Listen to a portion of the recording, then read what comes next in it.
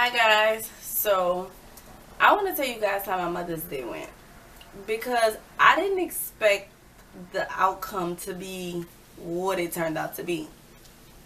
So as Mother's Day was approaching, I really couldn't decide what it is that I wanted to do. I didn't know if I should ask for something I needed, I wanted. I was really undecided, but I like when my husband plan stuff. Like I like when he kind of plans stuff for me because he never do it. He's normally like, "Well, what you want to do? Tell me, I do it. What you want to do? What you want us to? Where you want us to go? Let me know. We gonna go." And sometimes I just kind of want you to plan a day. Sometimes I just want you to figure it out. To be honest. So as the day was approaching, honestly, we didn't have a babysitter.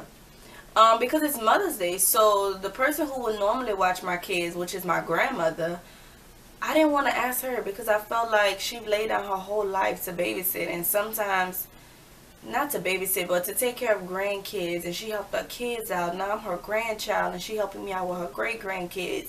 It was a day where she's supposed to be getting praised, and she's supposed to be getting a peace of mind away from kids. So I didn't want to ask her, even though she's the type to be like, "Where my grandkids? It's Mother's Day. Bring them to me," type of person. And I'm like, "No, girl, you need your break today. You need a break." So I ended up asking my mom. My mom said she wasn't doing nothing for Mother's Day. She was just relaxing and hanging out by my uncle's house. So I asked her, did she mind if she take the kids for about 2-3 hours while we go horseback riding? And she said yes. So that worked out. As the moment is approaching, I was getting scared because I never horseback rode before.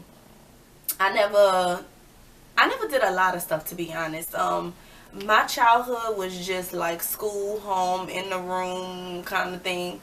It wasn't out and about and just living and trying stuff and doing stuff in the world and just being adventurous and exploring. So we on our way there, and like I said, the butterflies are there. But once we get there, we approach this man's home. So of course I was like, "Where we going? Like, what is this? Who house is this?"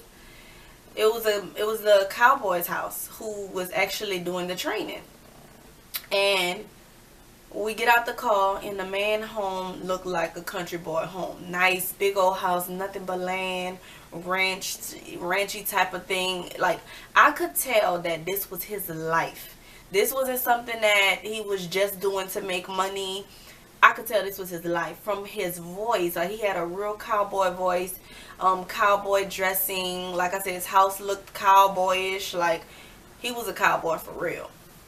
So we get there and he tell us the things to do, like how to make the horses turn, how to make them get up faster, how to make them back up, everything. He told us, but it was it wasn't as much as I thought. It wasn't as hard as I thought.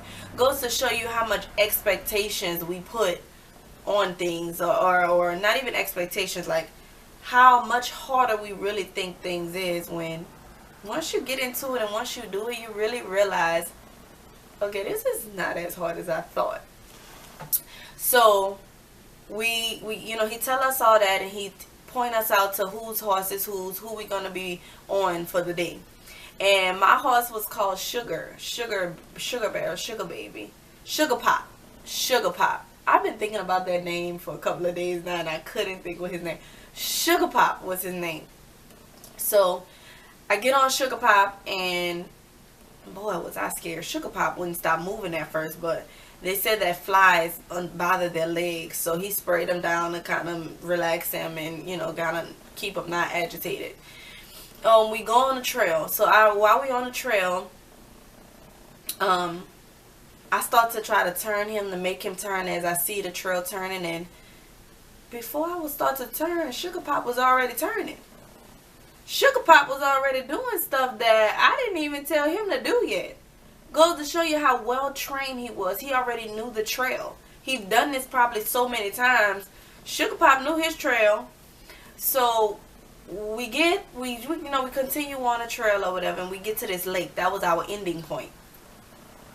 And at the lake. It's just a lake of water. It's beautiful. And I'm going to insert some pictures after this to kind of show y'all the experience. Show y'all kind of what I'm talking about so you have a visual of what she's talking about. And we get to the lake part where we actually get off and the guy wants us to take pictures, you know, take pictures of your experience. So we get there and we taking pictures, and now we on our way back. And as we on our way back again, he's knowing what he want to do. It was so funny because Sugar Pop liked to stop and snack. My husband was on the horse behind me, and his horse was known to be the slowpoke, which is why the guy put him at the end, because he's a slowpoke. He trails along far back from everybody, which is so my husband. That's why we thought that was just hilarious, because I got a horse that's very similar to me, and my husband got a horse that's very similar to him. When we in the stores, I'm like, come on, I'm ready to go. Like, I'm knowing what aisle is what. I'm in and out. He will trail behind me. I'm like, babe, let's go, you know. So his horse is very much so like him. And again, Sugar Pop is like me, keep stopping and snacking. And me and my husband ever did a road trip, it'll be like, okay, let's stop. I need to get something to eat. 2 hours later, I'm hungry. I'll be eating again, for real. So my horse is so much like me. So we go there and we go back. So at the end of it all, we're leaving, and my husband says, that horse is so much like God. And of course I'm like, boy, what you talking about? Like, how the horse like God? You know, I humbled myself. I was like, what you talking about, babe? What do you mean? So he goes on and said, man, the horse was so familiar with his trail. It knew what to do already. Like, we didn't have to do nothing. And I was like, oh, wow, he right. And I really started to think, like, wait a minute. I hear some empowerment here. Like, I hear an encouraging word in this. Like, this is a sermon. So I said, I have to do a video on this. So I just want to encourage y'all today that whatever you are doing in life, first thing first, because I got so many things out of this experience. It's not even funny. Like, the first thing was, when we pulled up to the house, this was this man's house. This was his real horses who he had really raised. And I could tell that this wasn't something just for money. I could tell that even if he never made $1 off this, he'd still do it. I could tell his passion was in it. Again, his house, his yard, his everything. This was his life. Like, I could tell. He just found a way to make money. And so that is one of the things that I want to speak on is, whatever you're doing, put passion in it. Allow it to be linked to your purpose and your calling. Because you don't want to do something where you're finding yourself miserable every day. You're doing sloppy work because you're really not putting your all into it. Because you're not passionate about it. Make sure whatever you're doing is linked to your purpose and calling. And make sure your passion is behind it.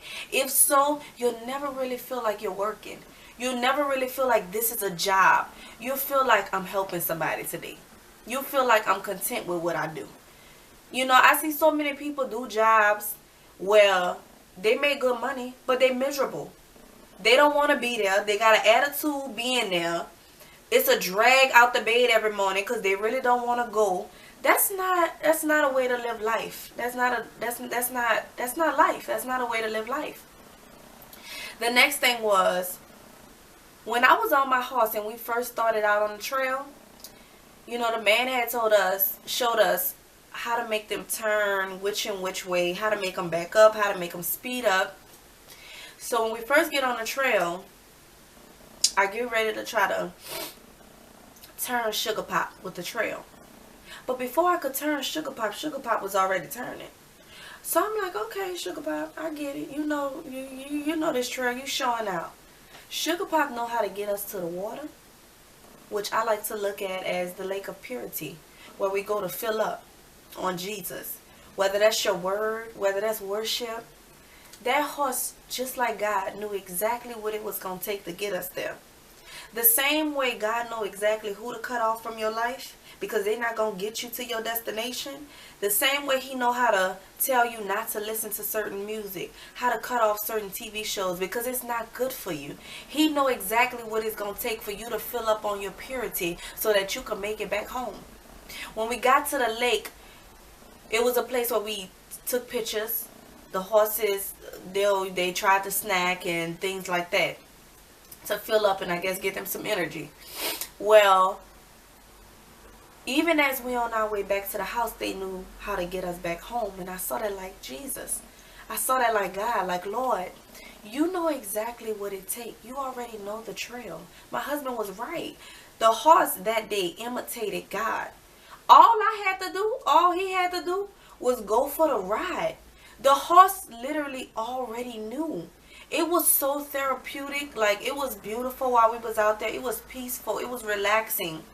We knew that this horse was so well trained on this trail that it knew how to get us to the lake and it knew how to get us back. If we wanted to do some things then on our own, then we could, like speed them up, slow them down. But even God knows when to speed us up, when to slow us down. At times in life, we start seeing other people doing things where we feel like they're passing us up. Everybody living life and doing their thing, and we feel like we stagnant. But the truth is, in certain seasons, God knows just when to slow you down. I remember before I got pregnant the second time with our second baby, we was about to get married, and I was also about to graduate cosmetology school. So I saw it as, we got one child. I'm about to be able to hustle hard, make good money. You know, we can take trips. We can show Caleb the world and do things. And voila. Yep. I said voila. On my honeymoon, I ended up getting pregnant. I didn't know until weeks after I came back. But I had about 2 weeks left of school to finish up and get my credits and go take my state board. And I remember feeling like, dang. Just when I thought like I'm about to do my thing, I'm about to hustle and I'm about to work and I ain't got nothing holding me back, there came my little Kaden. I felt like was holding me back, to be honest. I felt like this was just another situation where I can't go and do what I want to do and grind and make as much money as I want to make because now I'm stagnant. I ended up getting really, really sick in the beginning of my pregnancy and I couldn't work. I was throwing up everything I ate. I was extremely weak. And it really did put a crutch. So I couldn't jump into my suite or salon as quick as I wanted to. It really was set off several months. And that's neither here or there. But the point is, God knows when to pop something in the picture to slow you down and say, wait. I got something else for you. Or wait. You're going to miss the big blessing if you do it too fast or too slow. So let me slow you down or speed you up, just like the horse.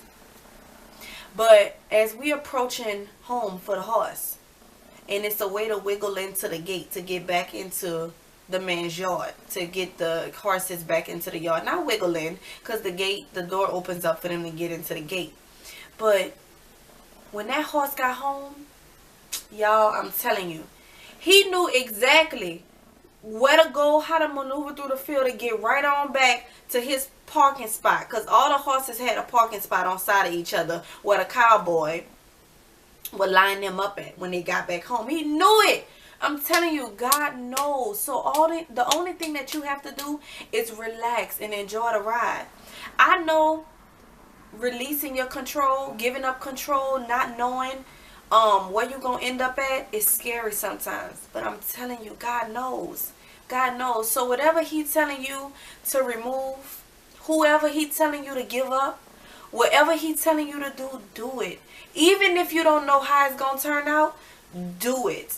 At the end of this experience, I was so blessed. I was so at peace. I saw a new way of life. Like, I really was like, I need to relax and just enjoy the ride.